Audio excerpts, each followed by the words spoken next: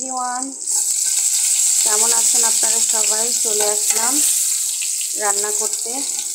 আমি আজকে রান্না করব মাছ দিয়ে, এটা পুকুরের মাছ দিয়ে কাঁচা আম দিয়ে, কারণ প্রচুর গরম পড়েছে। তো এখানে পেঁয়াজটা আমার লাল লাল হয়ে গেছে। এখন এখানে দিয়ে দিব আমগুলি,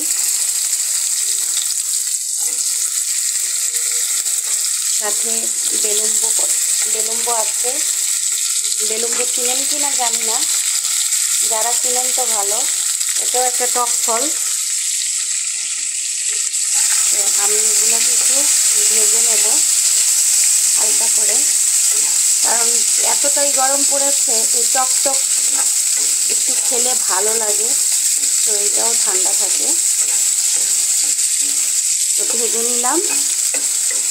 এখন এখানে মশলা অ্যাড করে দিব, একদম হালকা মশলা দিব, আর কিছু দিব না। এখানে দিয়ে দিলাম পরিমাণ মতো হলুদের গুঁড়া, দিয়ে দিব এখানে পরিমাণ মতো লঙ্কা গুঁড়া। যে যেরকম ঝাল খান সেরকম দিবেন, ঠিক আছে? আমি যেহেতু ঝাল খাই তাই আমি একটু ঝালের পরিমাণটা বাড়িয়ে দিলাম। এখানে দিয়ে দিব সামান্য পরিমাণে ভাজা জিরার গুঁড়া, সামান্য পরিমাণে। তারপর দিয়ে দিব এখানে স্বাদ মতো লবণ, দিয়ে একটু নেড়ে চেড়ে নেব, ঠিক আছে?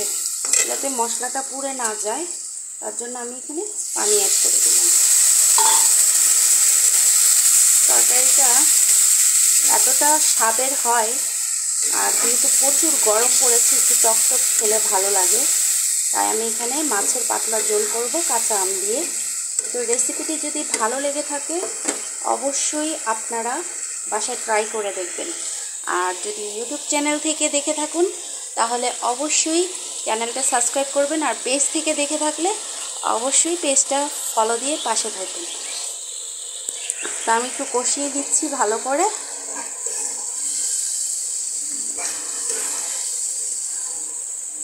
একদম পাতলা ঝোল করব, খেতে ভালো লাগবে। আমি এখানে মাছগুলো অ্যাড করে দিলাম।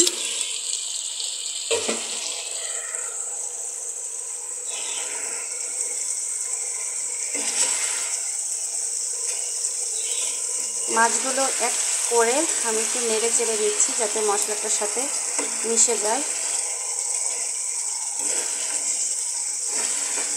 এই তরকারিটা খেতে কিন্তু অসম্ভব মজা হয়, আর যেহেতু এখন গরম খুব ভালো লাগে খেতে। তো এখন আমি এখানে পানি অ্যাড করে দিয়ে দিলাম এখানে পানি। যেহেতু আমি পাতলা ঝোল করব তার জন্য আমি এখানে পানি অ্যাড করে দিলাম। তো হতে থাকুক বন্ধুরা, বলক ওঠার আগ পর্যন্ত আমরা অপেক্ষা করি। তরকারিটা প্রায় হয়ে এসেছে। এখন এখানে দিয়ে দিব কাঁচা লঙ্কা, দিয়ে দিব এখানে ধনিয়া পাতা। আপনারা অবশ্যই রেসিপিটা ট্রাই করে দেখবেন, যেহেতু গরম ভালো লাগবে। রেসিপিটা আসলেই অনেক চমৎকার, খুবই দ্রুত রান্না করা যায়। আমার তরকারিটা হয়ে গেছে।